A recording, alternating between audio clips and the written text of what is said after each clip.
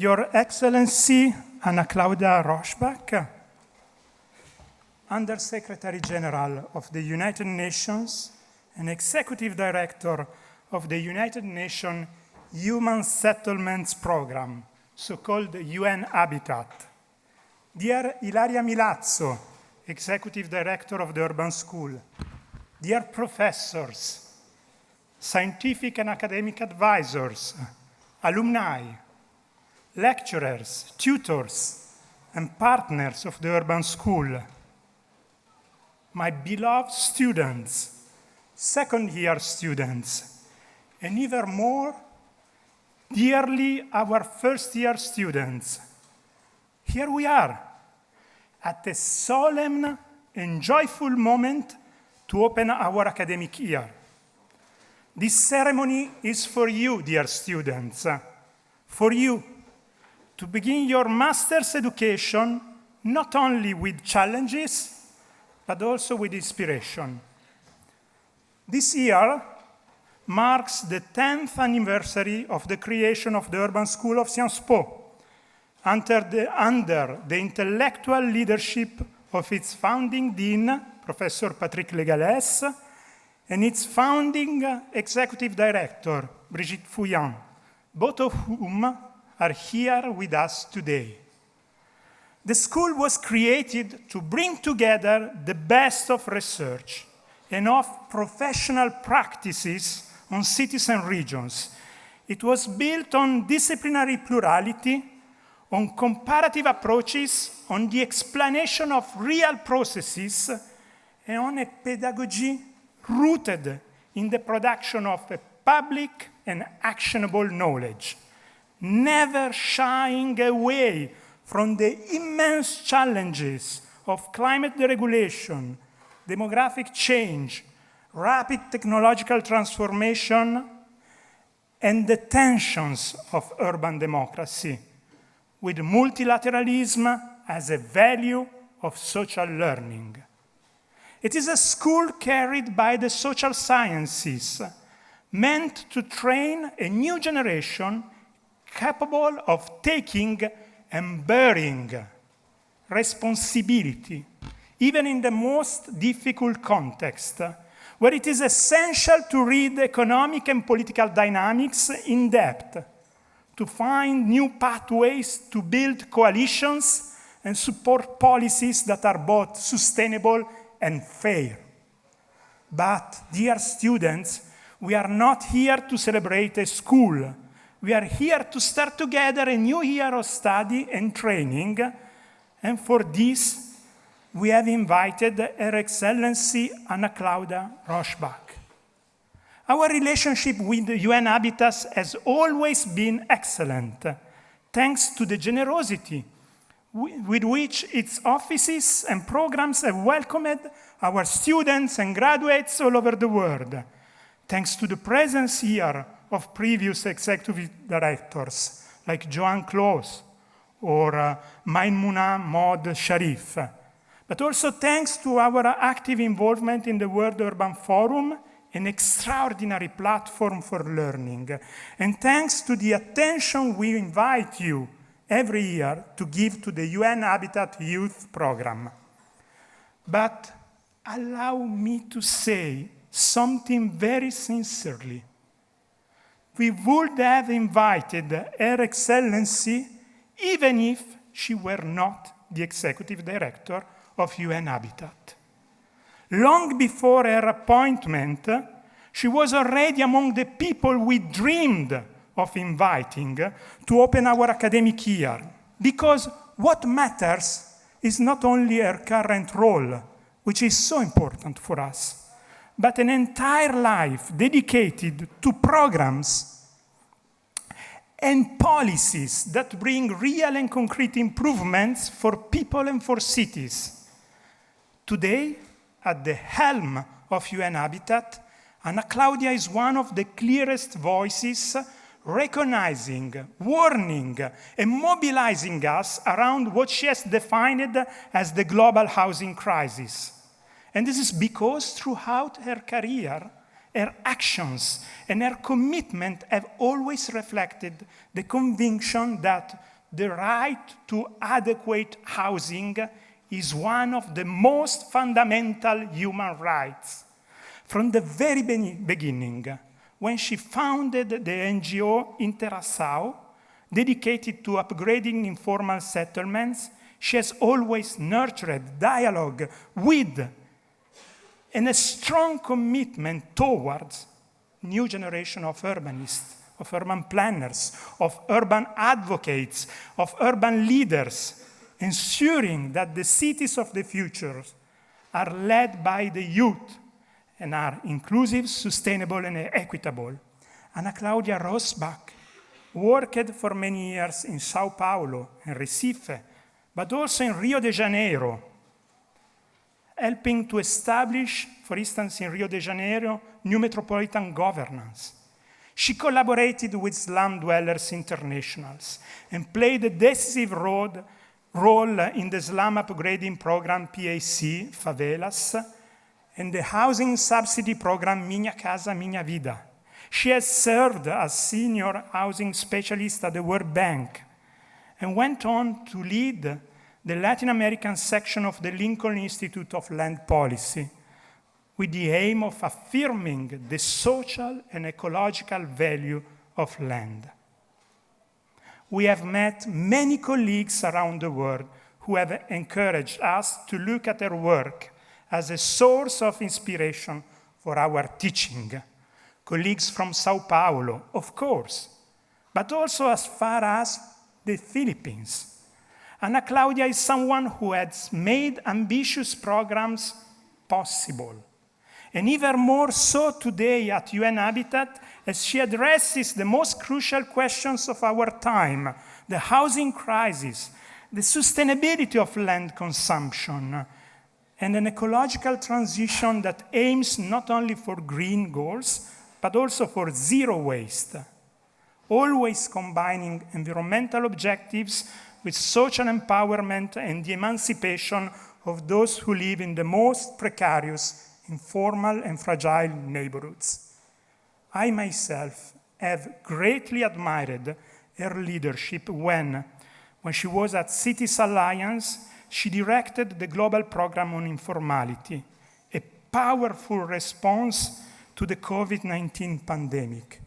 In that period, her guidance was a source of inspiration for many of us who were studying how to mitigate the worst effects of the pandemic in the informal settlements of European cities.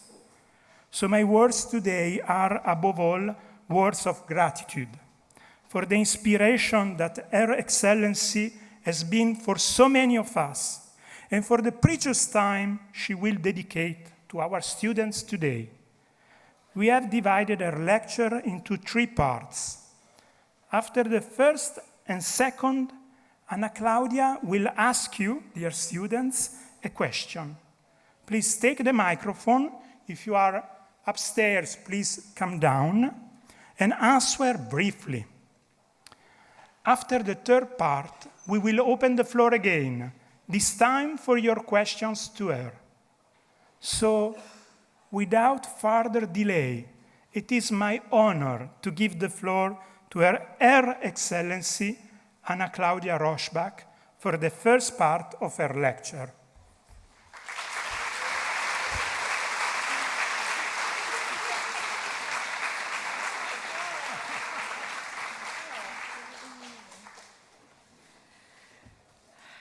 Dear Tommaso Vitali, Professor, Science Post Center of European Studies and Comparative Politics, Dean of the Urban School. I think never, ever, nobody read my bio with such emotion, and I'm really touched by that, so thank you very much for that. Dear Ilaria Milazzo, Executive Director of the Urban School, and all the scholars here present. We had the pleasure to have a conversation earlier today, and to you all, young people and older too, but we're putting your time here today to discuss some critical challenge that we are facing as a planet. Yeah, we have prepared this conversation, and we had the idea of starting with my professional trajectory that he already laid out to you, with an idea of building a parallel of how urban transformation or a process of urban transformation unfolded in Brazil, and how public policies shaped to accept a reality that was just there.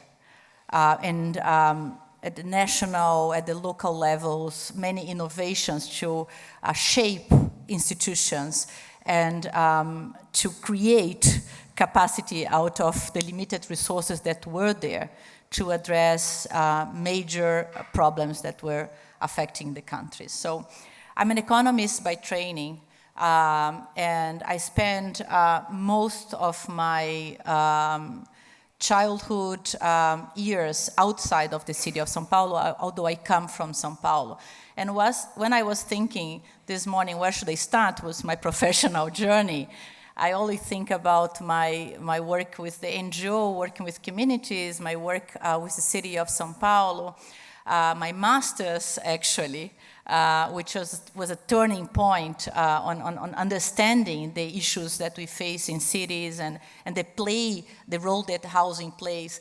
But then my mental, exercise went back for the time when I lived my childhood at 8 years old outside of São Paulo, living in little small towns on the border with Paraguay in the middle of indigenous communities.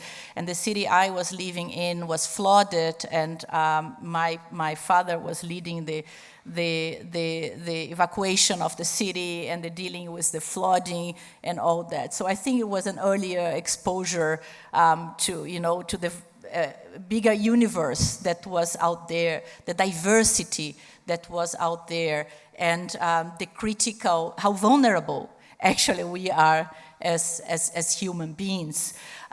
When I was in high school, I discovered my city, São Paulo. So I went from a neighborhood to the central part of the city, and I discovered that the city is also a universe of possibilities, a universe of challenges. And at this point, I wanted to study economics because Brazil was going through very, very intense economic instability, and inflation was a big part of that. And everybody was discussing what kind of economic package could kind of save the country. And I want to be part of that and be part of one of the designers of these packages. And you see that later on, I was part of the design of an economic package, but not to deal with inflation, but to deal with housing many years after. And I also wanted to study economics because I thought economics would be a good conduit for diplomacy. I wanted to be also a diplomat. And I think now at this moment I did both. And I was not expecting my career to have this kind of route at any point. So my first job was at the city of São Paulo, where I worked very early while studying. Actually, that's what we do in Brazil. We study and learn and work at the same time. And I was working for the Secretary of Planning. Secretary of Planning dealt with finance and dealt with urban planning. The Secretary of Urban Planning became later on the first Brazilian to achieve higher ranks at the UN. She was the special rapporteur for the right of adequate housing, Raquel Ronick, and she was we were working together. I was 18 years old in the same secretary at the city of São Paulo.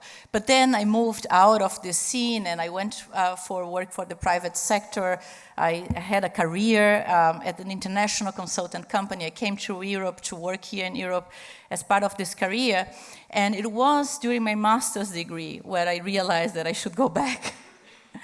And that's why I wanted to tell this little story, because you are doing your master's right now. And I just wanted to highlight how important my master's was to find out what I really should be doing and the concrete pathways to do that. And how did I get to look at housing? I was studying during my master's some of the social economic issues. I was part of a lab researching on social economics, and we were studying homicide, crime and violence. And as part of a research that we are doing in the city of São Paulo, we found out the kind of obvious thing that most crime rates would affect young male living in slums. And then, of course, my realization of the magnitude and the dimension of informality in my own city, which I had never realized before, and how it has been and was affecting actually the life of so many young people as me that had no chance to survive, to thrive, to live their lives because their lives were cut short.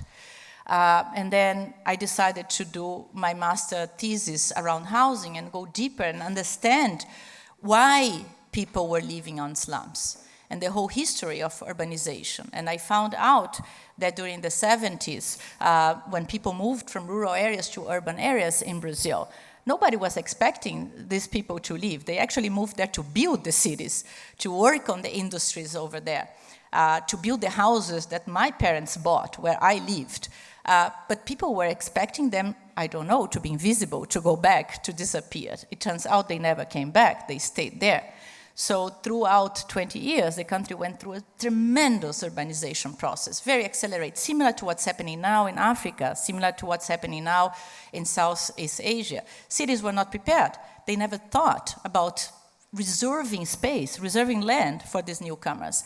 The country was not prepared. The housing policies never reached to the really lowest income segments. So at the bottom of the cause was an absence of planning at the city level and also the right policies at the national level. And of course, the market was very limited.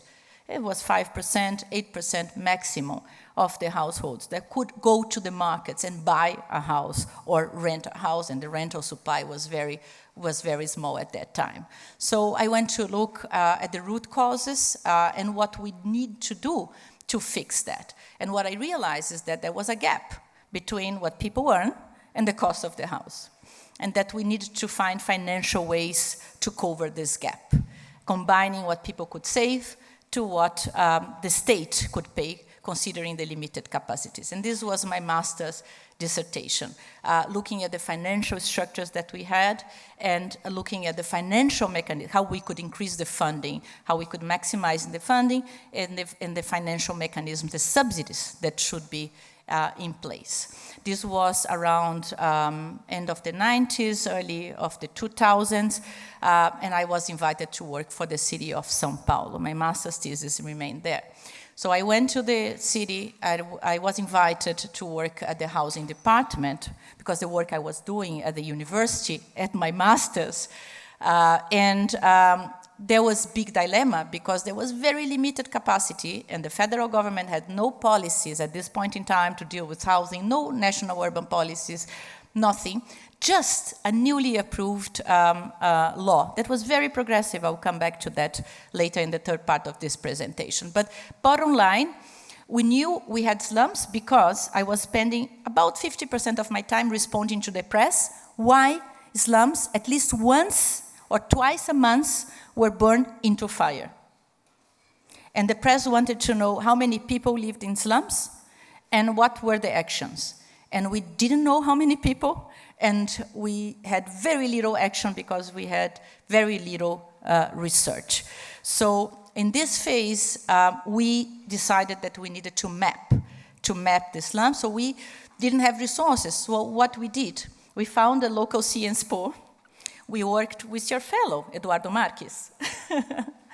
And Eduardo Marques said, I have some research funds. And he came to visit me. Hey, nice to meet you. I think he teaches here, right? Yeah. Good. So Eduardo literally knocked on my door. Let me introduce myself. My name is Eduardo Marques. I heard you're having trouble in mapping the numbers, the people living on slums in this city. I can help you. I have a research fund. And I have lots of money. And I heard you have pictures, aerial pictures. Why don't we combine your pictures to my money and my brains and my students and so on, and we mapped the slums. And I said, great, but then he said, but I need your computers. And I said, oh my God, we had like 10 computers for 300 employees. So we kind of brought the computers together. We organized a big room. And we put some stuff, all the computers that we had. Eduardo came with the students, masters and so on, a big group of students. We put all the pictures on a table.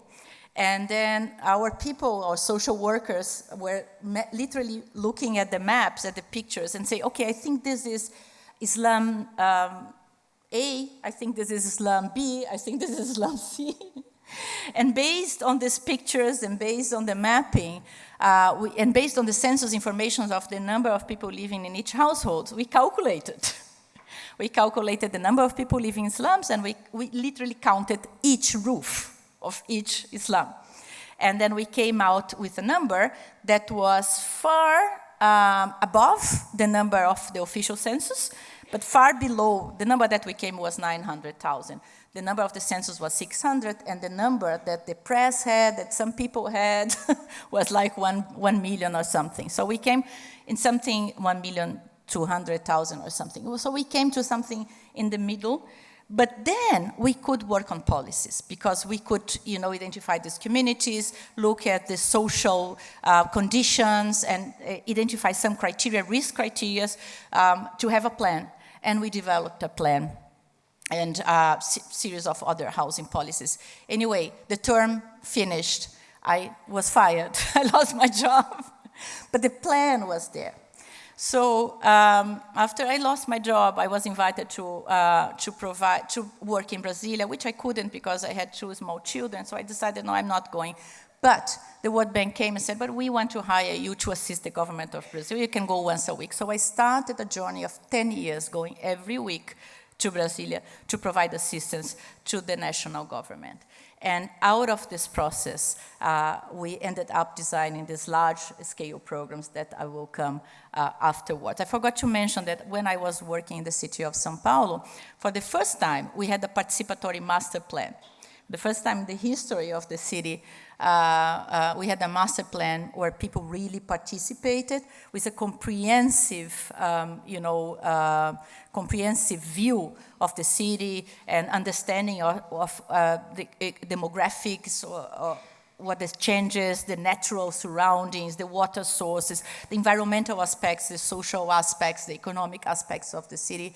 And this was very innovative. And this was prompted by this legislation that I will tell more later on. So we ended up in Brazil with having large-scale programs and changing the culture of urban planning.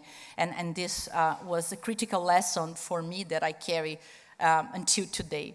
So today, I'm here at this position as Executive Director of UN Habitat. I'm supposed to pass slides, but I don't know how.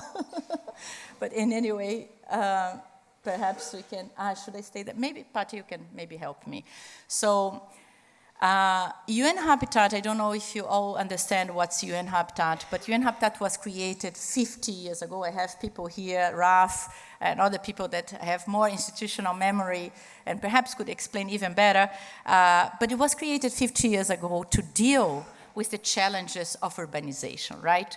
And we were also living a shelter crisis at this point in time.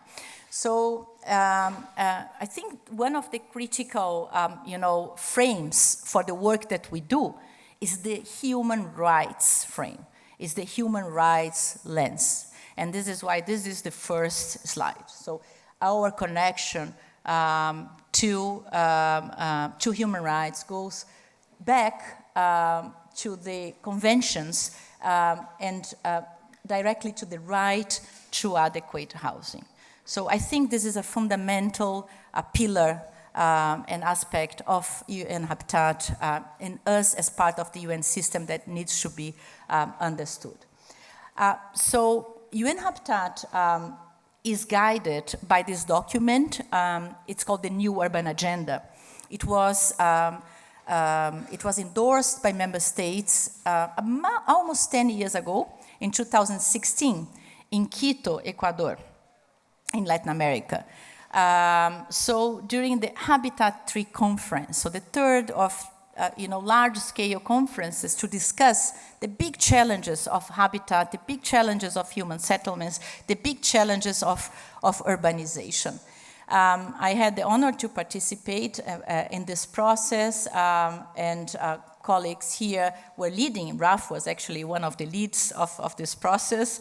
I want to recognize that. I think this is one of the most interesting participatory processes of the UN system. And for me, it was a fantastic process where all stakeholders were able to participate somehow and somewhere, with prep conferences all over the place, in many regions, you know, a variety of thematic areas and real inclusion of, you know, thought leaders, but also community leaders, different voices, local governments, academia, even private sector, where local and global organizations, regional organizations participated in the process that is much bigger than the document itself. It contains series of papers and background materials, but it is an excellent, very progressive guide for the work that we do today. So the new urban agenda recognizes, for example, what you mentioned, Thomas, which is the realization of the importance of realizing the social and the ecological function of the land. The new urban agenda calls our attention of the importance of multi-level governance. Local action is crucial, but we need the national framework to support local action. We need the finances, we need the urban policies to support local actions. It highlights the importance of urban planning, calls our attention about urban sprawl and how important it is for us to maximize what's already there to work towards more compact cities.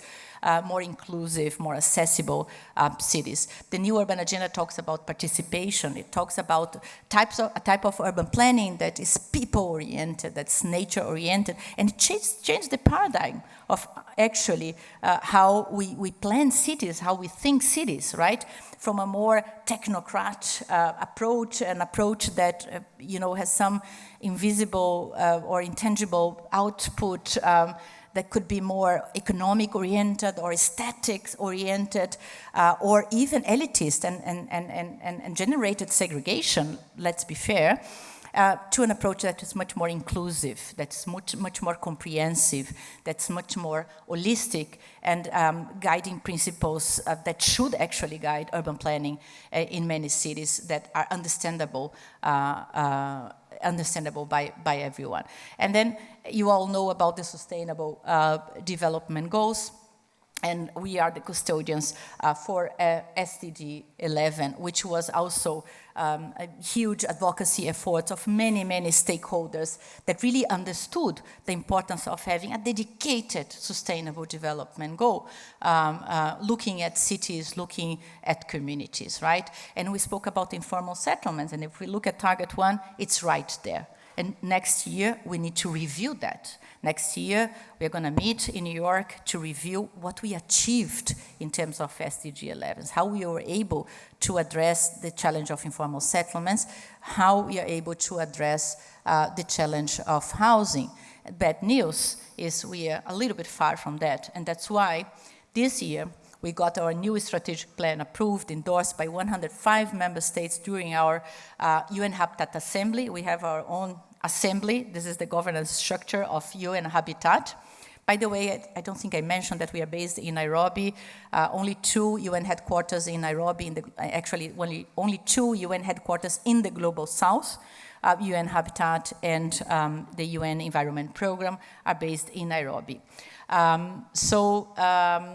We gathered our governance in May this year. We got a vote, and 105 countries voted for this strategic plan, and all endorsed the focus area of this new strategic plan. And the decision of member states was to focus on access to housing, land, and basic services for all. And this is because, A, we understand that there is a crisis that is affecting us all. It has been structural in the Global South, as I mentioned before.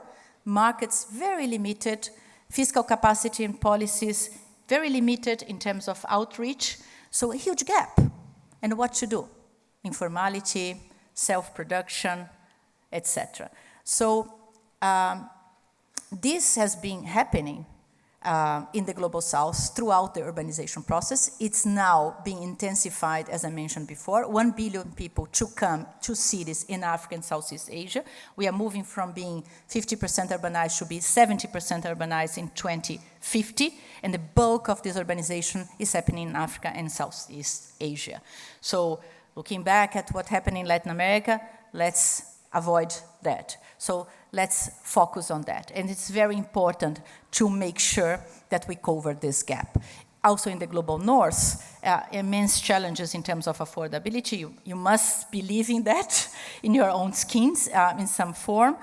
Young people today, they don't have money. They cannot buy a house. They cannot rent a house in many places of this planet, right? My kids are not able to buy houses, right? They're grown up, but they have to live in different ways, co-housing, etc., because they just cannot afford. And this happens to many, many people. We have aging population that cannot afford a rent, cannot afford to live in a house. So according to the IMF, we are living, the countries we have data, basically the Global North, a historic affordability gap at this point in time.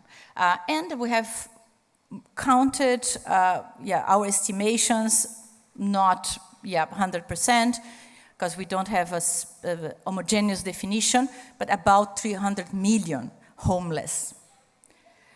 So the numbers are more or less almost 3 billion in inadequate conditions, 3 million homelessness, with several problems with this accountability, different definitions in different places. Some places count, some places don't count. Informal settlements, more than 1 billion, which is a lot. And you were watching the news as we speak. Floodings in Pakistan. Couple of days ago, earthquake in Afghanistan. Fires, landslides, you name it. What kind of climate events affecting people? We are losing houses and the conflicts. We are losing housing and the conflicts. So we understand at UN Habitat that working on housing will help us with the UN family, with the UN system, to have some impact, some positive impact in addressing 3 major challenges that we are living, experiencing now as a planet. One is, go back to the strategic plan, I'm not finished. One is poverty. Housing is the minimum address to open a business, to find a job, to kids to find a school, place at school, to be healthy, you name it. And overcoming the cycle of poverty is the minimum condition to do that. But also housing is connected with labor generation, jobs generation, is connected with economic growth, is connected with opportunities. Then we also believe that we can, working through housing, we can help, in situations of crisis to provide responses, reconstruction, recoveries, and we understand that we can have an impact in terms of environment. We still need to build, the numbers that we use are really big, around 96,000 houses a day. This is huge. We need to build differently. And we need to make sure of how we build and where we build to avoid that we keep putting pressure in valuable environmental and agricultural land in the surroundings of our cities. Because right now, cities are growing more in territory than in population, at least 50%. So we don't need that. We can avoid that. There are lots of empty, underutilized spaces in cities, and we can minimize the impact of emissions. But that means living differently. That means going high. That means going to densities, right? So it requires a cultural, a mindset shift. That means providing housing solutions that not necessarily build new houses, but using, recycling the existing stock, working in subdivisions, supporting the people's process, the way people are already producing houses, right? And second units, third units, extending their houses. So this is the way we have to go. See how we can maximize the assets that we have, the built environment, minimize the emissions, but also minimize the pressure on land. And then look at materials. And we still have a big challenge to combine affordability, sustainability, and accessibility. So now our challenges are compounded. because it's a crisis, it's an emergency. As I mentioned before, people living in the most vulnerable territories are mostly affected by the disasters, and we have to act fast. As we speak, people are living in informal settlements and have no access to water, to the basics. They have to walk for hours to get to the jobs and to get access to services. So we have to be fast, but we have to be aware of environment aspect. We have to be aware of critical social aspects to not repeat the errors of the past. So we understood in this 50 years of existing of UN Habitat that we need to plan. We need to have a smart allocation of the finance that we have, identify what's the gap, and see how we can maximize the resources, domestic resources that are there, people's resources, savings, and international resources. We learned that participation is critical, that the local action is critical, but we need the national multi-level governance, one of the principles of the New Urban Agenda. We learned that we have to mobilize resources. We learned that we have to mobilize knowledge. Thank you for the opportunity of being here. We have to mobilize research. We have to deepen our understanding of how practices that are out there are really impacting the lives of the people, are really impacting our planet, our economies. And we need to have access to practices, create mechanisms to exchange horizontally what we are doing, because there's no single organization, no single institution that can do that alone. That's why we are here today. And then finally, we have to work in partnerships, we have to work in coalitions, we have to act collectively, because we need to combine our resources. There's no way out. So this is our new strategic plan of UN Habitat. It's available at the website, but it's very simple, it's very clear, it's very well connected to the new urban agenda. Next year, we're going to be all together at the World Urban Forum in Baku, in Azerbaijan, and I just want to point out to the World Urban Forum before we go to the question, Thomas, because the World Urban Forum is fantastic. I don't know if you heard about the World Urban Forum. I love the World Urban Forum. It was created 20 years ago to be the mechanism for liaising with and engaging with the stakeholders. I think it's a unique organization within the UN system that has a conference where more than 20,000 people go every second year, where the civil society goes, where the universities go. I believe some of you attended the last session in Cairo, in Egypt. And even the private sector is coming, other UN agencies, the banks, the development banks, the regional banks, they all go there. The local governments, because they want to see solutions, they want to see practices, they want to see what's the frontier of thinking, and they want to have incidence on the work that we do. In terms of programming, they want to help us in providing technical assistance, in building capacity. They want to help us and be with us, in the more strategic decisions that we have to take. And they want to help us in monitoring what's happening with the new urban agenda, implementing our strategic plan, monitoring SDG 11. I don't think there's any other UN organization that has such a large group of stakeholders. We were counting the other day, 11 at least segments that we have: professionals, women, youth, persons with disability, academia, NGOs, all segments are represented there.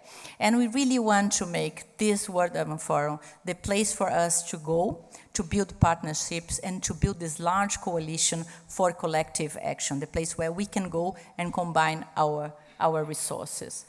I believe we have a pause now for a question. Yeah. Okay, so maybe I can drink. There are, do you want to ask questions to the students? I have to ask the question, right? Okay, good. So I have to ask you. There are microphone on the left and the right, if you are upstairs. This is the fun part, because usually I go to answer questions, but now I can ask questions, so it's great. So the question that I have to you is, as a young professional, what is the impact you want to make in your city and your community?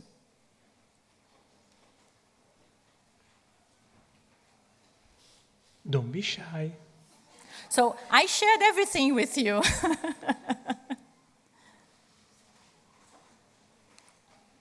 Nobody. Either my presentation was very interesting or everybody is very shy, or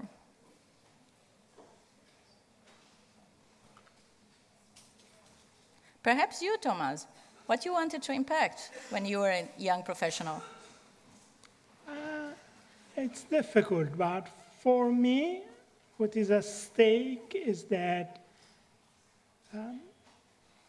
what I want to realize is to have professionals that do not escape facing very difficult problems, conflicts, and that are able to find the resources to have programs that keep on going. This is very important, not just to, for me, making a difference in a city is having some minimal stability in a core of group of professionals in different institutions that stay there and keep on. That's a very good thing, yeah. And then topics may be very different, as you said. And usually we take care of many different topics. As here, I profit also to say hello to Philippe Rio, who is the mayor of the poorest city of France, who is here and was elected the best mayor of the world. So, and he's an alumni of the urban school. So it takes time, and a mayor or a professional do not take care of one point. Coping with poverty, for instance, is coping with many of the things that you said, almost all of them. Perhaps my colleagues from UN Habitat would like to share a little bit. I have a group of young colleagues sitting here, but also Raf, perhaps you can go back to your student bank. Is there a mic here up front? I don't want to put my colleagues on the spot, but students. As only student, you want to say? Yes. Oh, great! Oh, we have 2 students. Wonderful. Hello, can you hear me? Yes. I just started my master, so my focus is still on my home country, which is Denmark.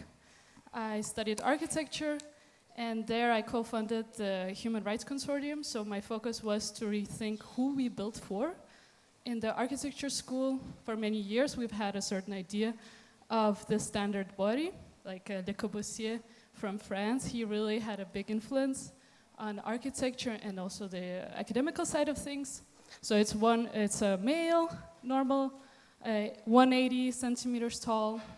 And for that, that's how we built our cities as well, which means we exclude oftentimes women. For example, when we think of people who need to use strollers or they maybe walk with their children, they cannot access a lot of our urban life. So that's something I want to change. And when we rethink about who we have to build for, we also make it better for everyone. That's one of the ideas as well for universal design concepts, which also deals a lot with SDGs. Thank you. Thank you, thank you. We have another answer. Hello, my name is Wirt. I'm here from the master. I'm here in the first year of the master program, Governing Ecological Transitions in Cities. And you asked like a big question, which is kind of like why I come here to study that topic. And for instance, for my biography, I mean, I was a climate activist before I decided to study urban planning in my bachelor's, because like I think that urban planning is a core factor where we can challenge a lot of problems we have in our time, since cities are in the forefront of it. And I can imagine, when I think of myself, like you talked about your growing up in your city close of Sao Paulo and then living in megapolis cities, I think about myself like how cities impacted my life, and if I'm not be born or grown up in the city I have been, maybe I'd be a different person, since cities have so much influence in our daily life, in the way we are socializing, in the way we get our interested with. That's why I see it like a great responsibility to it. And I have, before my master's, between my bachelor's and master's, I did a gap year where I work. I work in an urban planning firm in Germany in spatial planning, which was very bureaucratic and slow.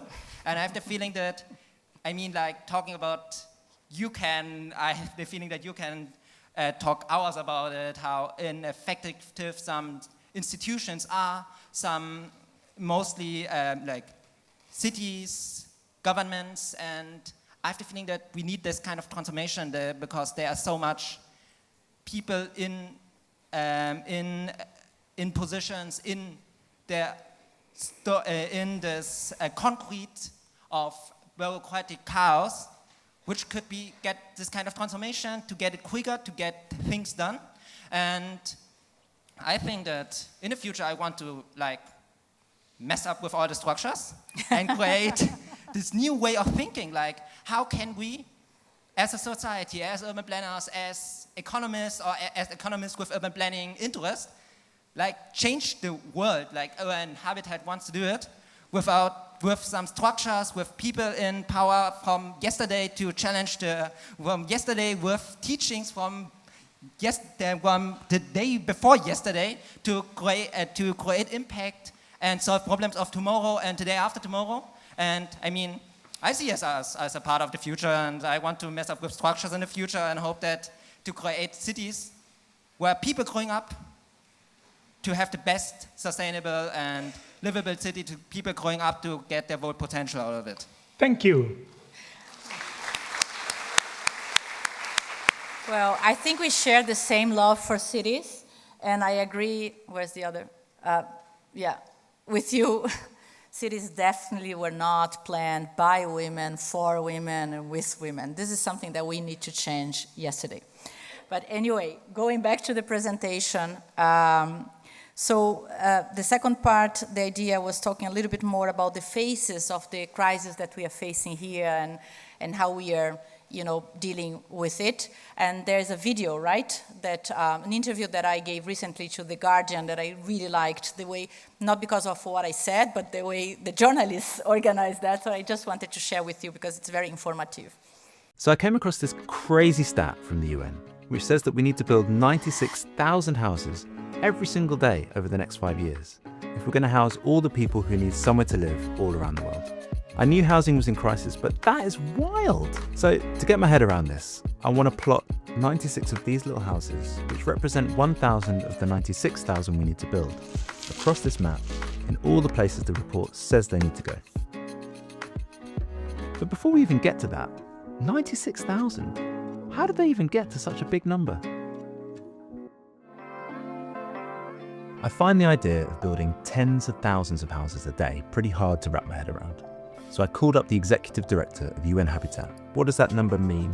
Can you just explain it? Yeah, sure, Josh. Yeah, it's a huge number and it scares us. The estimate was that the world has about 1.1 billion people living in informal settlements or slums, about 1.6 billion facing affordability challenges, and around 300 million homelessness. That's almost 3 billion people who need housing over the next 5 years. But how does that become 96,000 houses a day? If we divide that by five people living together, which is the average size of the household, that's 600 million houses. And then if we divide it by 15, which is the years since they've done the report, that's 40 million. And then if we divide that by the number of days in the year, we get to 96,000 a day. Okay, I think I get it. But it's not an exact number, and it's left me with a lot more questions, to be honest. Like, what kind of houses are we talking about? What do they look like? Do we literally need to build this many? And where? Have you kind of broken that down in terms of regions and areas of the world? The situation is really global, but the deficits they tend to be bigger in the global south. By deficit, Anacláudia means the difference between the people who need a house and the total houses we already have in the world is the gap between those numbers. If you look at the map, you can see that we need to add 3 across Europe and North America, 10 in Latin America, 6 in North Africa, 20 in Sub-Saharan Africa, 21 in Central and Southern Asia, 37 in Eastern and Southeastern Asia. Okay, so there you go, housing crisis solved. It might not look that bad in North America and Europe, but we know there's a housing crisis there. But I'm really starting to understand the scale of the problem when you look at how many houses we need to build in the global south. Let's think about the different types of needs that we have. The size of the markets in the global south, let's say Latin America or Africa, is very small compared to the size of the population, meaning that many of these people, they needed to go and move to slums. In African cities, 50% of the population live in average in slums, in informal settlements. If you look at Latin America, we're talking about 20% of the population. Slums or informal settlements are places where people lack access to basic public services like electricity or sewers. One issue that has been affecting more recently countries in the global north is the affordability gap. Which is no surprise, because we can barely afford the housing that we have in Europe and the US. I will never be able to afford a house. Being completely radicalized by the rental housing market right now. It's a symptom of what's being called the affordability crisis. The United States is facing a historic housing deficit of 6 million houses.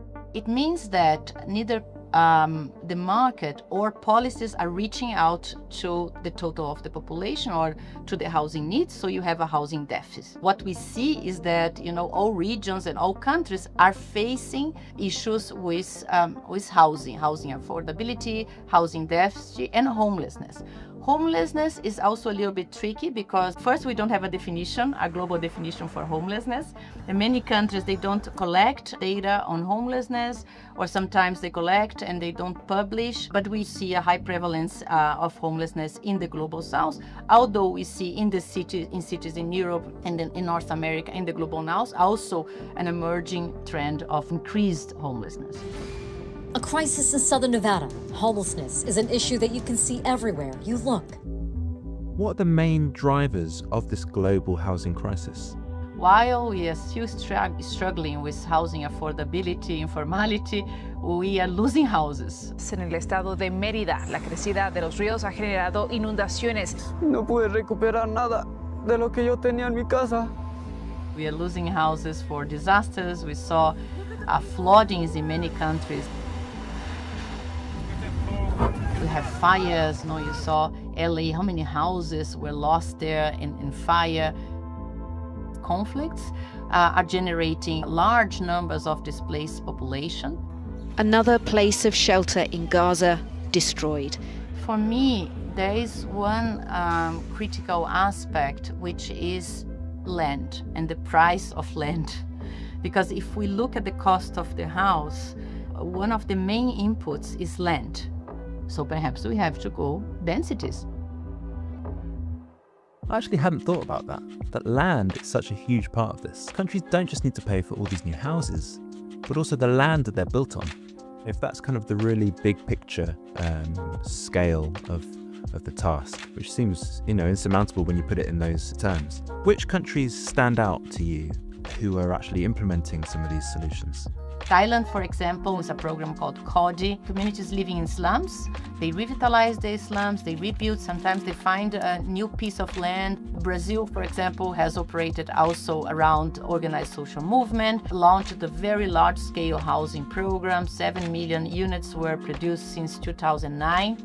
Looking at Europe, a classic case is the case of the city of Vienna, where I believe a quarter of the population live under social housing schemes. The technical solutions, they are there. We have the menu. I believe the solution is how we take this menu, this global menu, and we apply to the local context based on what I said before, the assets that you have. What gives you hope in your work? If I wouldn't be hopeful, Josh, I wouldn't be here in this position. I really believe transformation is possible. So the idea here was to show you a little bit of this space, how, the housing crisis, and I spoke a little bit earlier. So as I mentioned, in the Global South, the income inequalities and the prevalence of poverty is of course, reflects a different context that you have in the Global North, right? So you have a situation where many people are informally employed, so they just cannot go to a bank and buy a house, or they cannot prove to a landowner that they have a monthly income to pay for the rent, right? So this is one critical issue. Many people don't have even the money to pay a mortgage or to pay a monthly rent.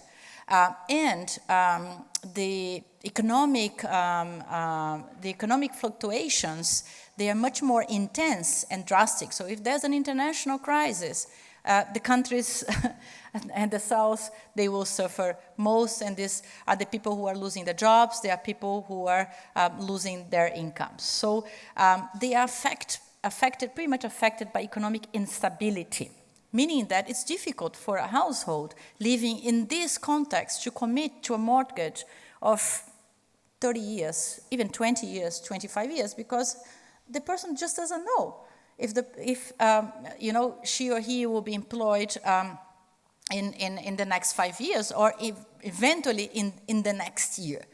And the welfare state doesn't play the role, right?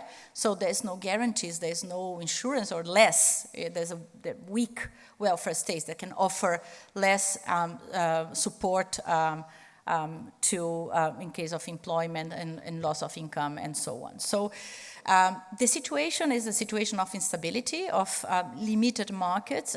For years also, the private sector only produced high-end real estate, because this is where they could find the consumption markets, that people who had money to buy the houses they built or rent the houses they built. So the real estate sector, the developers, they had a modus operandi. They would only work for social housing if paid and fully guaranteed by the state, bottom line. And the capacity of the states to pay for that was very limited. So the way people found ways to live was improvised in many places. So if we look at Latin America, for example, where I come from, people actually build their houses. The majority of the housing production is built by the people, with variable degrees of formality. If you have money, you formalize until the end. If you don't have money, you might occupy some land that has no clarity about ownership, usually environmentally protected, or state-owned land that was not used, or private land that was not used, right? Or you could buy land and build something, and then you wouldn't have the resources to formalize until the end. You would need to do an extension. You wouldn't have the money to do that. And this is how people are surviving in places where they cannot buy a house, they cannot rent a house, and there's no subsidy, there's no support for the state for everybody. So what is the result of that? The result of that is that we have very unequal ways of providing housing in the several parts of this planet, right? So, and there's a big mismatch in terms of how, I said that earlier, how we plan, how we regulate the city, how we regulate the use of land, how we regulate the licensing of buildings, the types of buildings that we have to build, right? And how the finance are shaped, and the governance. What's the role of the local level, of the mayor, of the governor? What's the role of the national level? In many cases, there are gray areas where nobody knows who is responsible for housing. In some places, everybody's responsible, nobody's doing anything. So there are many, many gray areas of governance. So therefore, the production of housing has been limited in the Global South, but also I think the same elements, they have been leading also the global housing crisis in the Global North as well.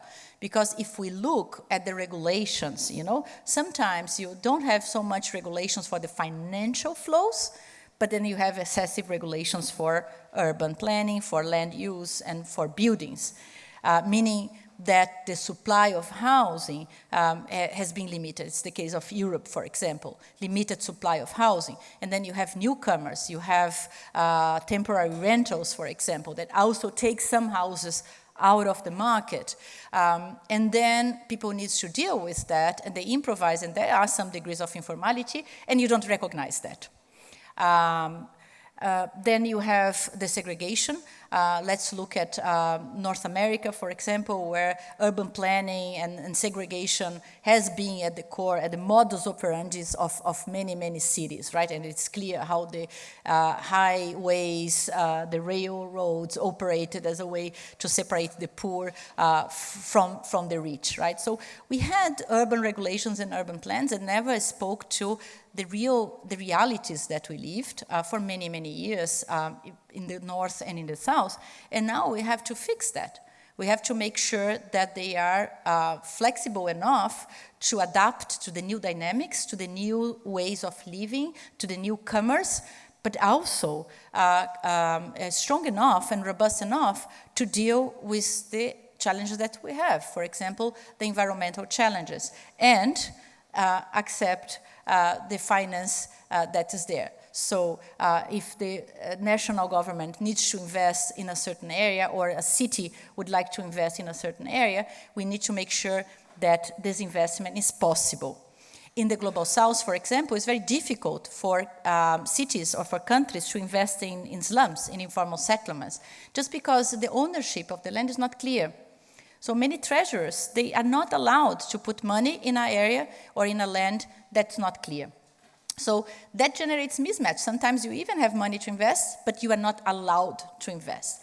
This is where we need to review, look back and look at our frameworks, our legal frameworks, our financial frameworks, our planning system, and make sure that all converge to the realities that we are living now, to the income of people, and to the way cities are changing.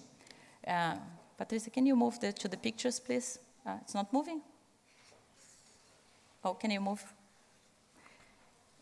Anyway, I just wanted to show you the diversity of the situation that we are living now. This is Kenya, this is Bangladesh. As you can see, the degree of vulnerability that these places are facing, and you can literally see here in these showcases how they are, flooding, not only flooding prone, but any types of disasters. If there's a fire here, it will, spread quite easily, and usually, located in areas that should be actually environmentally protected and so on. So now, in these areas, for example, we have the challenge to offer better living conditions for the people living there, but also make sure that we are able to restore the environment, right? This is one challenge, clear challenge that we face in the city of Nairobi, where I live, where we live. There's a river, the Nairobi River, a lot of occupation around this river. The river became degraded now. There are lots of forces, the UN system, the governor, the national government, working on a plan to, to revitalize, to generate these buildings. Can you move forward? And then, of course, this typical model that, I don't know, question mark, is that sustainable?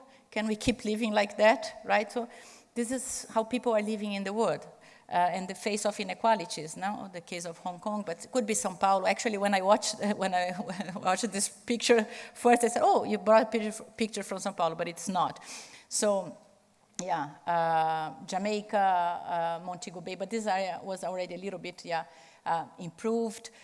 So just for you to have a sense of how people are living today, the disparities, the inequalities, and the dimension of the challenge, right? It's not only having plans, it's not only having regulations, it's not only having the money. It's also dealing with communities, dealing with people. So if we want to work in one of these areas, and this is what I did when I was the NGO that Professor Tomás was talking about, we were supporting communities to get organized and to be prepared and ready to talk to the government. Because if I am government and I want to work in these areas, we need to establish some communication with the communities. There must be a very strong social component, and this requires a lot of capacity as well, and social capital that's sometimes not there. Not all communities are organized, and we know that also in this area, sometimes there is intersection, especially in Latin America, with situations of crime and violence. So there are many, many challenges and obstacles that we need to face. But I wanted to call the attention that's not only design, physical infrastructure and investment, but it's the social aspect. So we're talking about communities that have bonds, that have been using the social networks to survive, that have been using the social networks to find economic opportunities and to support each other. And it's very important that transformations are worked out with them, together, with them at the seat. And if they are on the driver's seat, the transformation will be more sustainable because they understand better the solutions and the possibilities. And if you can combine the local knowledge with the technical knowledge, this can generate very powerful transformation. So I think we have another question, Thomas? Yeah. So the other question that we have for you, after we showed you how people live around the world in the different regions and the faces of the housing crisis, the question is, have you witnessed these issues in your city or anywhere else? And related to that, in your views, what do we need to consider to address these complex problems? So are you familiar with that? We haven't showed pictures of homelessness. We haven't showed pictures of communities affected by disasters and conflicts, but we can put them also in the question. Any of you? You, we got one. Hello. In my senior year of high school, there was a wildfire that burned down, I'm from California, that burned down, I think it was between like 5,000, 2,000 structures in my hometown called Santa Rosa. It's this not a super big town, so it was really a big impact. And before then, I was working at a homeless shelter. And so after the wildfire, which like took away like at least half the school year because it just kept burning, there was a lot more people who maybe previously had never experienced homelessness, who, you know, fell into it or left the town. And yeah, and so there was a lot of impacts from that. That was something that I think experiencing the natural disaster yourself and having it be, you know, knocking at your door and your friends and your family and people, you know, some people did die, you know, changes you irrevocably, and the place that you grew up kind of being destroyed and the things in your childhood memories no longer existing, you know, really changes you. And so that kind of inspired everything that I do from now on and working at the homeless shelter is about housing and homelessness and insecurity and how to find solutions for it. So, yeah. Thank you. That was great. Yeah. Anybody else experience another? Yes, please. Hello. So I'm Solène and I'm from French Guiana, but my parents are from the Caribbean. And so I can't say that I've really witnessed any of these specific issues when I grew up, but like in French Guiana, you have a lot of poverty, a lot of people that can't go to school, that are from Brazil, from Guyana, from Suriname, and they live in slums. In Martinique, we still have people that are not really privileged compared to what we can find in the rest of France. I would say that for French Guiana, like the city which we could compare is like maybe Marseille in terms of these issues. And sometimes it's not so easy to be like from French Guiana, from the Caribbean, because we are more privileged most of the time compared to maybe people from South America or from Africa, because we are from the global north in a certain aspect, but links to history and social challenges, we are more connected to the global south, and sometimes it's not so easy to be heard like in France and in the European context. And I think it's really important, like in the future, to address this kind of issues linked to urban planning and like environmental challenges in the Caribbean and in French Guyana, because like we are really in between the global north and the global south, and I think it's really precious. It's like, it's a strength, but sometimes you really go like crazy and like schizophrenic. So yeah. Thank you.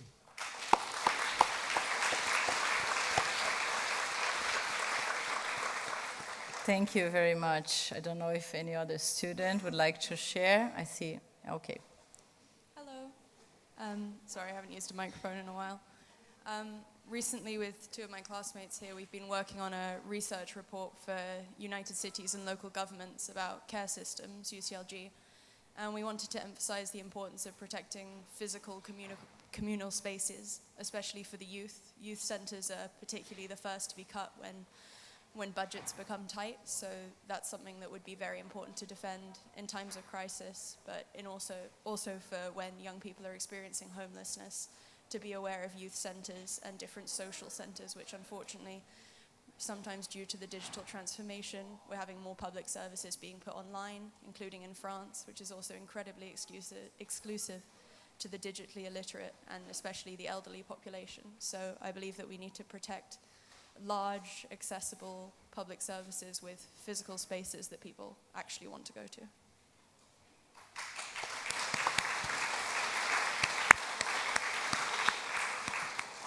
The last one. Yes. Hi, I'm Rosaline, and I'm from Nairobi, Kenya. And I have experience working with informal settlements in Nairobi, specifically with the World Bank. And as she stated, it is really hard to plan for these places, especially as the people are living in public land. In as much as you have a lot of resources, it's hard to guarantee tenure security. But in my view, I think we could adopt the special planning areas where everyone lives in the places and the land belongs to no one, but the amenities are provided and everything for them is done. For example, waste management, provision of schools, hospitals, etc., to make them better spaces for human life.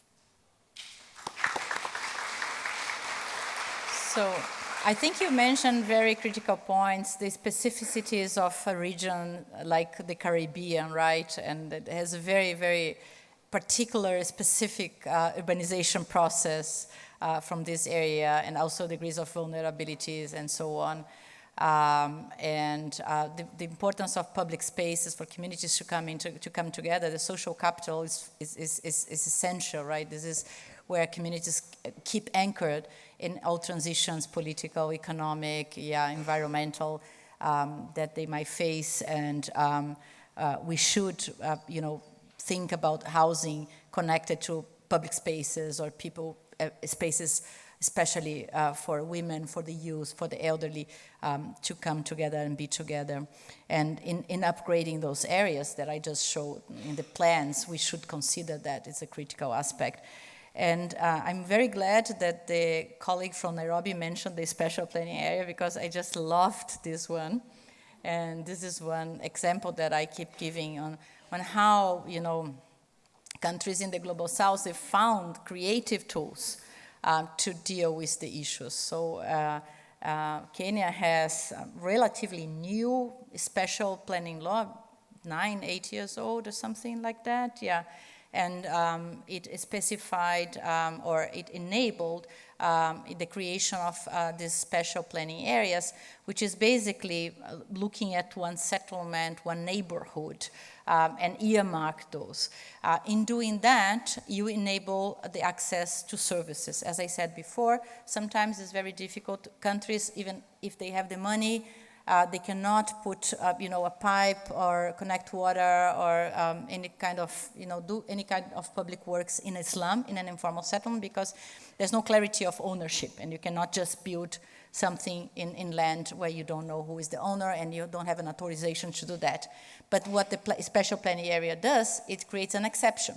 So in these areas, you can connect services even if there's no clarity of land. It's like an exception, an excuse, a shortcut to provide services. It also gives people stability because it brings people there closer to have security of tenure. This is one of the big threats for these households, these families living in informal settlements. They don't have a clear ownership and they don't have a clear title, right? So they might be evicted, and the threats of evictions, they are not low, and people are being evicted. And if you are living in the fear of being evicted, it's very difficult to thrive, and it's very difficult to invest also in the place that you live. So if you earmark those areas, you have some security. It helps also the government to speed up the process of providing land titles, and some sort of land titles that recognizes the right of these households, of these people to stay there, and they will invest more in the area. They will invest in the individual homes, they will invest in the collective spaces because there is a level of security. This also allows small business to flourish. This also allows, private sector to come in and to invest in these areas. So these are the creative solutions that, countries are finding, innovating, and based on local context. So it's a different type of planning. I have to invent something that was never done before to find a way to proceed and to work in these areas. So perhaps we move to part 3.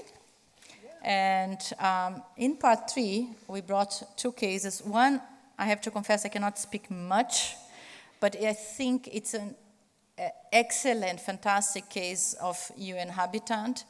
And it's very remarkable, and if my colleagues want to complement my points here, welcome. But this is related to the case of the Yazidi communities in Iraq. So UN Habitat has a trajectory, some history of working in this, what we call the nexus, humanitarian development. So, humanitarian action comes immediately, and then humanitarian actors, they have to make sure that people have the basics to survive, right? Basic shelter and food to just survive the emergency. And where we come is that, we work with other UN agencies and we work with communities, and we try to look beyond the emergency, right? In some cases, you have, shelter settlements that remained for many years, and they are becoming almost communities, almost cities, right? And we have to envision that as a possibility when we start something that could be, on a transition basis. So this is the work that we do. We also help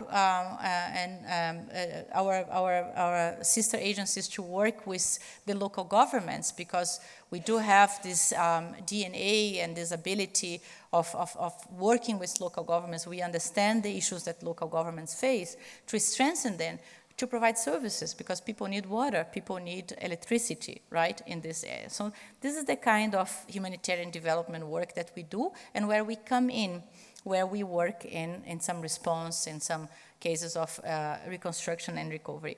But what I like most about this case here is that we worked with a community that has been marginalized for many, many, many years, right? They suffered. They suffered from ISIS, and they needed to leave the places they lived. And after the conflict, they return. And then they return to where, right? Even before, they were marginalized, with a long, long trajectory of being marginalized. So the work that we did, that UN Habitat did actually, was to help these people to map their land and their property rights. So map where they used to live, and help them to rebuild their houses in the space, but also map those who couldn't find or who couldn't find their land, or who didn't have a land before, to find a place to live, to find a piece of land, and to build their houses. So we helped to include, in a situation of reconstruction, post-crisis, post-conflict include a large segment of the population that has been historically marginalized through the security of tenure, through the security of land. We have many tools at UN Habitat, but this one is really interesting. It's a network and a tool, combination of tools and networks, the Global Land Tool Network, very well recognized actually by the urban community for its relevance and what this kind of combination of tools helps us, and this network also of professionals helps us to do, is to work with communities in improving their security of tenure. And sometimes you cannot have a property title like you have here, but you can have something in between, right? Something in the continuum. And we help them to improve their security so that they can stay there. So in this case, we not only were able to help them to be reestablished, help those who were never established to find a place to live, but right now, what we got just recently is a legislation that recognizes the rights of these communities towards ownership. So they had some security of tenure until recently, but now we help the government to design a new law that recognizes their right to own the land. And in Iraq, we are doing a lot of work that goes much beyond, building shelter today. We are helping the government in designing large-scale slum upgrading policies. We are helping the government to design housing policies, urban planning legislation. So we moved from helping building shelters, helping, in the immediate moment of the reconstruction, to really make sure that the systems are in place, that there are laws, that are plans, and there are, some sort of financial framework that will support cities and in the housing sector in a more long term. So this is an exemplary case of UN Habitat, and I wanted to bring here to you. The other case that is related to the story that I was telling you, and now we go back in circles, and mark what I'm saying, this will happen in your lives as well. I was just saying with Eileen, she said, I'm coming back to my university where I did my master's. I said, okay, we always come back at some point. But the case of Brazil is kind of remarkable, and it's very important to be highlighted here. I think it started with the democracy and the constitution in '88, where two things happen. And two things happen really because there was a strong movement from urban stakeholders, from grassroots movements, but also professionals. The academia was highly, highly engaged into that. Also political movement from mayors, local governments, etc., to recognize that the urban function, the urban attributions, urban planning is a local attribution.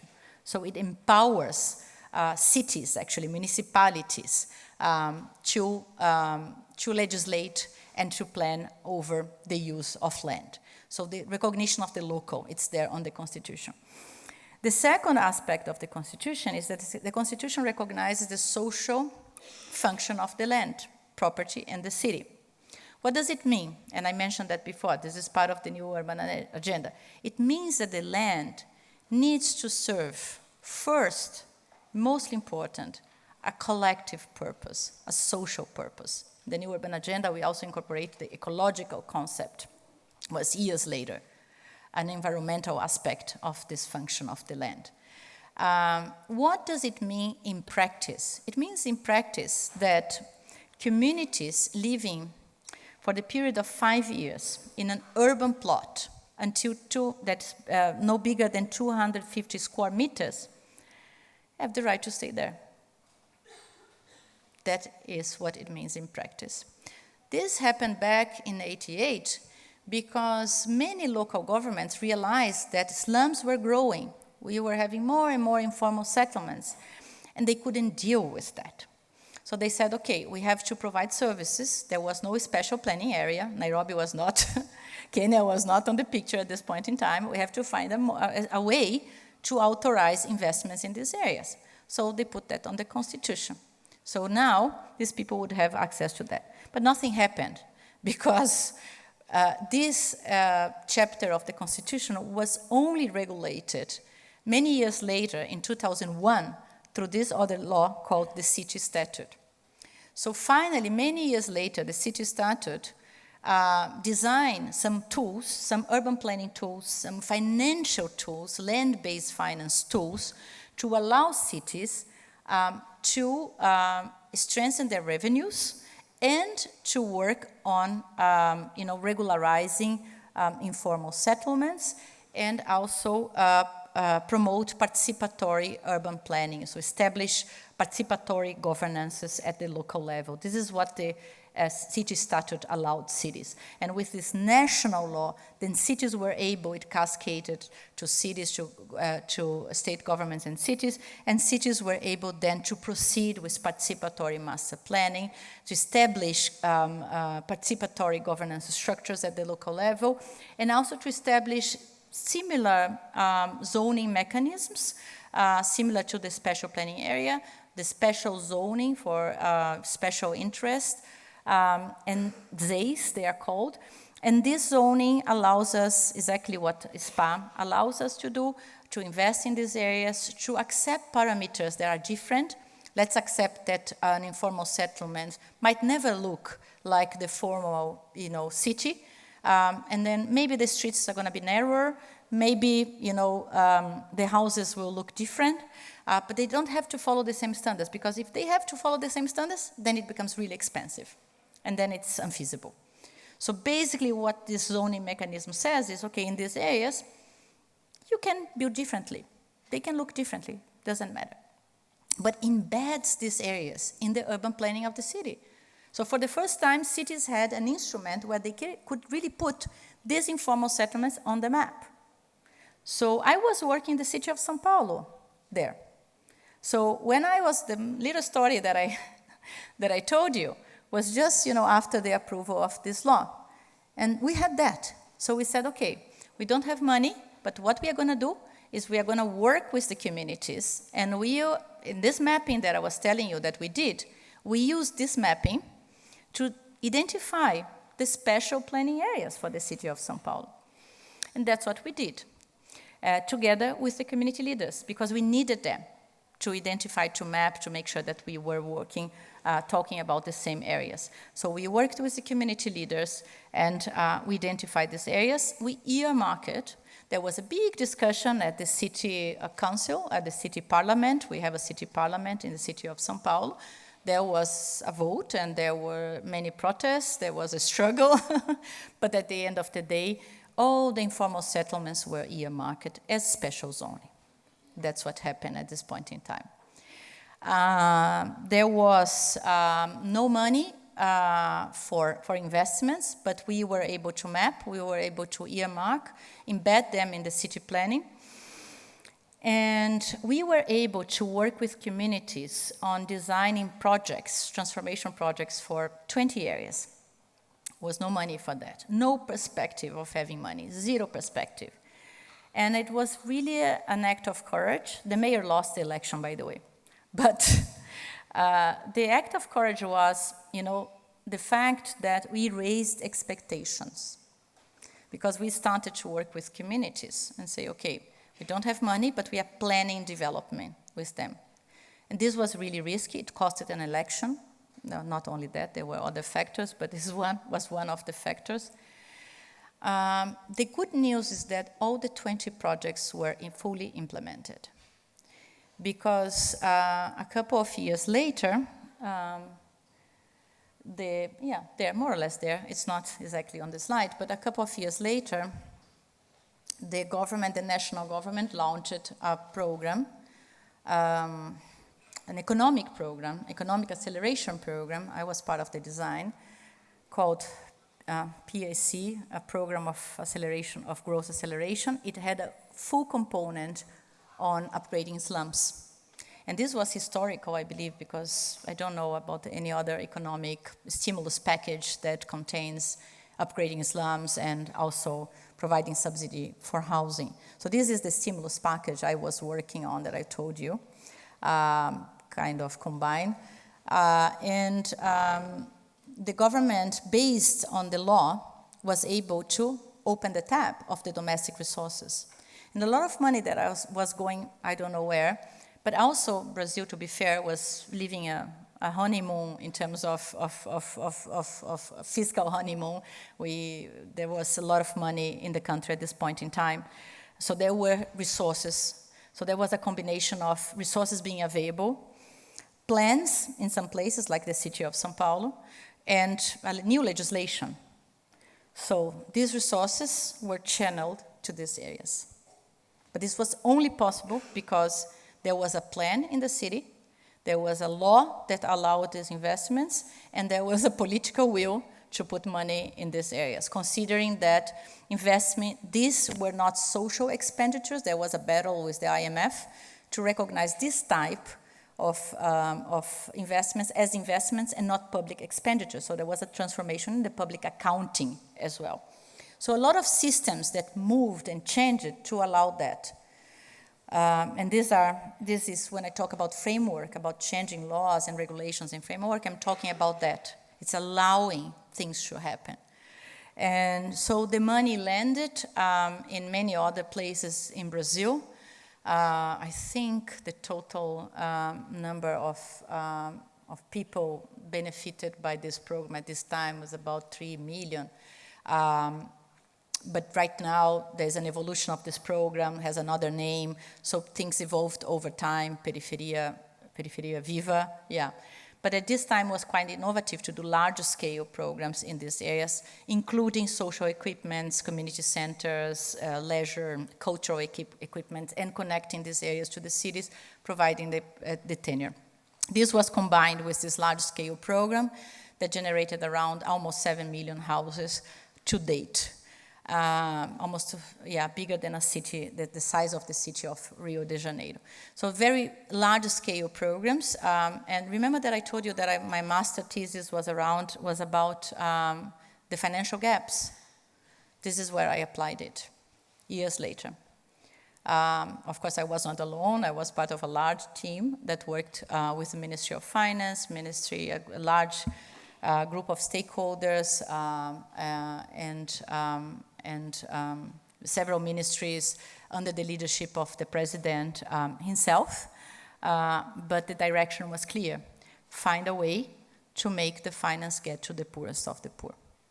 And then we had the opportunity to design a whole set of mechanisms of guarantees and subsidies that combined the capacity of families to pay, so they would pay like 10% or 5% of their income for 10 years only, considering that, they live in a very, volatile space, but there was also a segment for the middle class, so basically all income segments would have a housing product for them and shaped for them.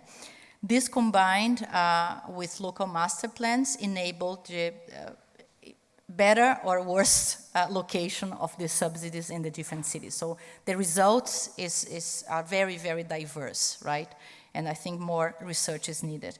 But let's go back to the planning. Let's go back to the city of São Paulo, because this program was launched around 2009. And then I spoke about the first master plan. I was engaged around 2004. And then 2014, and it's more than 10 years ago, São Paulo worked on this master plan. That is the current master plan. And I believe this master plan embeds, a lot of what we have been talking now, and reflects many, many elements of the new urban agenda. So there was an extensive participation, socialization, prioritization of land for housing. So these social special zonings, they were expanded to earmark also vacant and underutilized spaces in cities, also guiding the growth near public transportation, transit-oriented development. So looking at the people, but also looking at the economic agenda, looking at the areas of the city that needed more economic development, and looking at culture, looking at food production, looking at the environmental agenda. But also what the plan allowed was the creation, you can move, I think I just mentioned that. So yeah, the right to housing, the participation, regularization, but also the plan allowed the city to collect extra revenues and to share these revenues to fund public infrastructure in other places, yeah. And this is basically the model. So what São Paulo decided to do is to charge for the use of the air. So the perception is the land might be private, but also following the principles of the social, ecological function of the land, the air is public. So the city started to charge for any developer that would build more than one size of the plot, one. And everything, all the money collected goes to a fund. There is a governance body with representation from the civil society, private sector, academia, professionals, social movements, etc. And they decide how this money is going to be used, but it has to go 30% for housing, has to go, I believe, 30% for transportation and mobility, for the social infrastructure. So in this way, you can collect revenue from one part of the city and fund the infrastructure in the other part of the city. So the whole plan was thought about, overcoming the existing segregation. The city is still very segregated. To overcome segregation and to equalize public investments in the whole territory of the city. Make sure also that we were maximizing the investments in public transportation and densifying along the transportation nodes. So earmarking the slums, the review of the slums that were earmarked, enabling the land regularization, and as I said before, planning a little bit more for housing, for the provision of housing, and making sure that the program that was designed a couple of years before would have a place to land. Because otherwise, there's no limits for subsidy. The price of land is just too high. Land is the most expensive input in the value chain of housing. So if we don't control the cost of land, it's very difficult to produce housing at affordable cost. And this is exactly the policy now carrying out, I believe, here in the city of Paris, where you maximize public assets, but also in Kenya, where the government is maximizing public land for social housing. And this is very important. This is very critical that we look at. And this is through urban planning. Finally, I just wanted to say that UN Habitat also played a role in this process. In 2010, UN Habitat co-hosted with the government of Brazil. So remember, the growth acceleration program, the housing program, all happened around 2007, 2009. This forum was in City Statute 2001, growth acceleration program, housing program 2009, 7-9. 2010, we have the World Urban Forum there. So, and just before the master plan in São Paulo. So it really played a role, and I've been thinking about that recently now that I am here at this position. I think it really played a role to mobilize the urban community in Brazil, to connect the urban community with the international community. The president attended this one, other presidents attended. We had people from all over the world going there and sharing their practices. So the urban community in Brazil felt connected with the international, the global community, could exchange ideas, and others could see what was happening in Brazil. So it was really important and relevant to have this global conference happening there. And I'm quite sure that the fact that this conference happened there mobilized many other cities to follow, the principles of the city statute, the principles of the constitutions and the models that I just shared from São Paulo, and inspired many organizations and even the private sector to play along, because everything was implemented with the arms of the private sector, otherwise it would have been impossible to do that. So there was a whole, also a front of negotiation with the private sector, because remember I told you when everything started, they were only producing, I believe, apartments with 4 bedrooms, not even 3. That was the leverage, the median size what the developers would produce in cities like São Paulo and Rio de Janeiro. And now they produce all kinds of apartments and so on, and they produce overall in the city, in the country with some exceptions. We're just talking about the Amazon area and so on. So there's still a way to go to contextualize. But I just wanted to tell you this story because I think this is part of myself. It's part of what I bring to UN Habitat, and it's an excellent, fantastic journey that this country can share with many others on how to connect our dots and transform the systems to work for everybody. Thank you. Merci.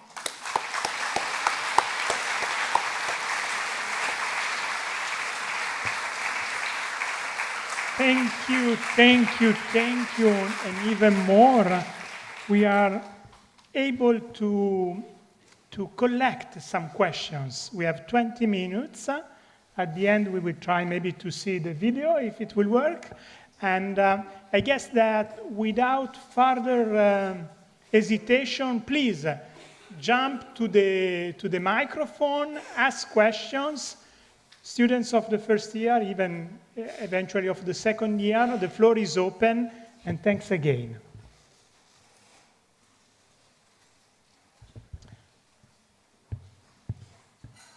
Don't be shy,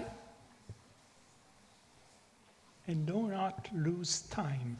Very short questions. Yeah, thank you Please. very much for your presentation today. I'm from South Korea, so I had a very limited knowledge about UN Habitats because UN Habitats only doing the fixing old houses for lower income class in Korea. So it was really inspiring to know all the works of the UN Habitat. My question will be very short. In the case of the Brazil's Minha Casa, I was wondering what was the role of the UN Habitat for negotiating between the private sector partners, for example, because I just learned that the yield for the private companies were like 10%, but it's relatively lower than the market interest for the companies. So I was wondering, is there any role of the UN Habitats to facilitate the private and public partnership? Thank you. Maybe we can collect a couple of questions. Please go on.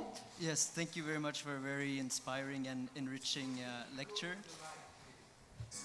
Can you hear me now? Yeah, yes, so better. thank you very much for the lecture. I have a question about a bit more in depth about vacancy, because we know like the place that vacancy plays in preventing people from accessing homes. And I know it may be seen as being more related to the global north, but I think it happens a lot also in the global south, mainly in big cities. But I read just the other day that, for instance, China has around 60 million vacant homes. And you mentioned in the beginning, of course, the 300 million vacant or homeless people in the world.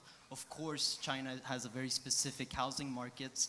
And then again, it's also geographically located as it is. But insofar as we know that there will be more migration as conflicts and climate disasters become more prominent, and also knowing the damage that new construction plays for the environment and the climate, I was wondering a bit if this is something that you think that can be tackled within UN Habitat's work, and how possibly that could be done.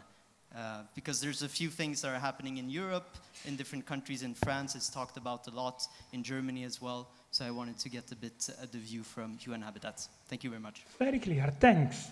Do you want to collect maybe one? Yeah. Yes, please, Natalia. Hello. Very close to the microphone, please. Yeah. Thank you for your talk. It was really inspiring. And I was wondering, because at the beginning of your presentation, you were talking about knowing the population of a certain area in order to formulate public policy. And we've been used to talking about population has been increasing and the effects that has to the market, but also population in many parts of the world, in the global north, but also in the global south, in Latin America, for example, is starting to stabilize and even to decline. And we are not having many conversations about what is to happen with a population decrease. So how do you think cities should prepare for a population decline, and what kind of effects can we expect? Thank you. Thank you. You want one more, or we start? Let's do one more, yeah. Okay. Yes, please. We will have a second round. Okay, good afternoon. I'm short for this microphone. Thank you for your presentation. I am a former UN Habitat intern. I worked at UN Habitat Canada. And in some days I will start working on the UN for Ukrainian Cities project, also at the UNEC. So I have two questions. The first question is if you have any remarks on the UN for Ukrainian Cities projects. Can you hear me? UN? No. UN for Ukrainian Cities. Ah, okay. Sorry if you can't hear me. Very close to the microphone. This is the maximum. Okay.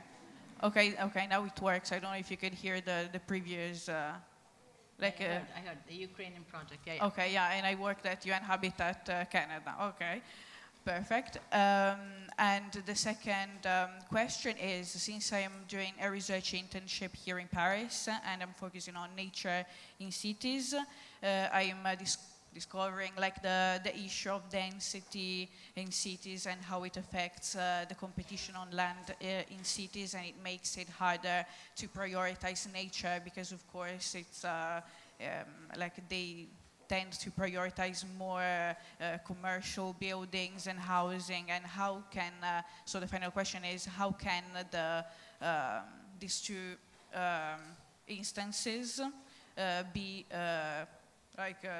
if they can work together, how to prioritize nature in cities since the demand for land is higher, and also housing, of course, is a priority. Thank you. Okay, so let's go. The private sector, yes, the case of Brazil required a long engagement with the private sector, but private sector is a critical stakeholder. So at UN Habitat in Africa, for example, we have been starting very strong dialogue with private sector developers, financial institutions. I think what we can do, our teams based in the different countries, for example, is to help them to see what are the changes that can be done, what kind of incentives, what kind of subsidies, what kind of guarantees can be played out to connect the private sector to the development needs. There is one part of our work, we have been working with the international financial institutions, with the development banks, and I hope through the development banks we can also find a conduit to fund projects that can be also model or showcase how working with the private sector could be scaled up. Having instruments like the special planning areas that was just mentioned by the colleague of Nairobi is also very useful, because it can give the private sector some sort of certainty in investing in certain areas. So the whole thing about working with the private sector is make sure that they can minimize their risks in order to expand their markets, and understanding that throughout this urbanization process there's a high potential for that. But this needs to be worked, of course, case by case, considering the resources that are available and what type of private sector is available in the different countries. And I think we are more and more looking into that, and even engaging with the private sector in the bigger discussions, including the World Urban Forum. In terms of vacancy, I think this is a prevalent issue, and you're right, it affects cities from the north and from the south, from the east and from the west, and in different manners, right? There is a speculation, but there is also aging, the case of Japan, for example, which also speaks to population declining, the other point. There's the classic case of Mexico, where the country produced 7 million houses, but most of them detached from the cities, with no infrastructure, with no connection. So this whole diagram that I was presenting beginning of the strategic plan was not there. So right now, you know, the country is still struggling to revitalize these areas because people just left these areas. They couldn't occupy those areas. Some of them were able to be transformed into rental housing and so on, but there's a huge challenge in occupy those areas. So there are issues about regulations and so on. So there are several issues, and these several issues, they require several policies that I believe needs to be also addressed case by case. Of course, we can enter the debate in several countries. I just came from Japan, where UN Habitat has been also participating in this debate of the aging and declining population. We, also in Europe, we have been interacting with the housing plan here and actually sharing our experience and our contribution. But the cases are very different and they require different policies. Yeah, and this is a big issue because indeed we have a mismatch between the needs and what's there, right? And not sure how we can connect this if everything is feasible to be done in the short term, but I believe some things are feasible. For example, the case of São Paulo. The way São Paulo was dealing with that was to launch a progressive property tax and promote higher taxation into vacant land. This could be one measure that could be tackled, but the government can also induce other types of policies, like I said in the case of Mexico. The municipality just took over and started a rental housing project, forgot the name of the city in the north of Mexico, yeah. And then, yeah, the population declining, aging population, I think it goes more or less on the same lines. You know, the cases are different and are affecting different. There's also migration flows. Population is also sometimes stabilizing in some areas, but the way people live is changing. So, for example, today, in average, you have less people per household. So, in theory, you need more houses, even if the population stabilizes or declines.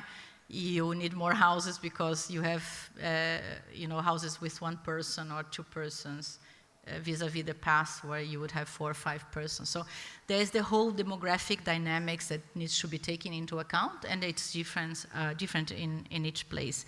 Relation to the Ukraine, yes, we are present there. I think 8 cities, if I'm not mistaken, and we are supporting also local government, as I said before, at this Nexus humanitarian development.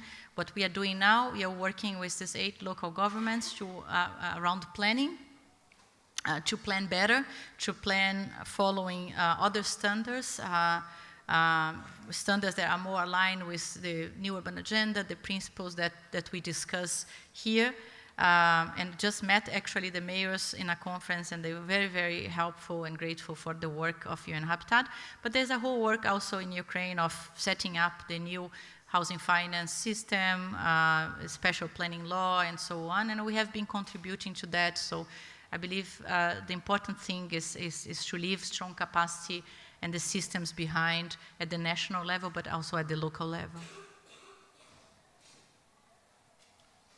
Okay, we have time for 2 questions because, you know, there is another conference at 7:15, so we have to leave the room at 7. So 2 questions very quickly, please. So thank you for your speech. Yep. Throughout your talk, you stressed the importance of building cooperation with local communities and empowering them on their own rights. But so given your experience in the field, I was wondering, what do you think would be other important key factors accounting for successfully implemented social housing policies? Yeah. Thank you. Please. Yes, thanks a lot for your talk. I'm actually curious a bit about in your personal experience. You mentioned, obviously, you've had a varied path, and you started out in local government in Sao Paulo. And I was wondering what you would tell young people who want to make change in cities about the importance of working in a local government or at a more local level at the start of a career, as opposed to maybe later, or within that going and working with international institutions, and yeah, how important you see that working in local areas. Perfect question for the last 2 minutes. Okay, I think, yeah, engaging the community is a key factor, but I think localization is key. Localization that, you know, connects to services, connects to amenities, to opportunities, to culture, to connect to the city. I think the integration to the city is the key factor of successful of housing project, to be very simplistic in my response. The last question is very, very difficult. I'm not sure if I can answer that for everybody. Of course, I cannot. For me, having this local experience, working with communities through the NGO, working with the city, was critical to understand realpolitik.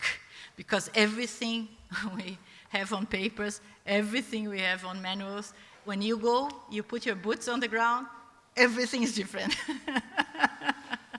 So having this understanding, for me, it's very important also to comprehend that every reality is different and we have to be adaptive and we cannot be dogmatic and we have to be able to put our foot in the other people's foot and be, you know, as flexible as possible to be with them on the same page, help them finding solutions, yeah.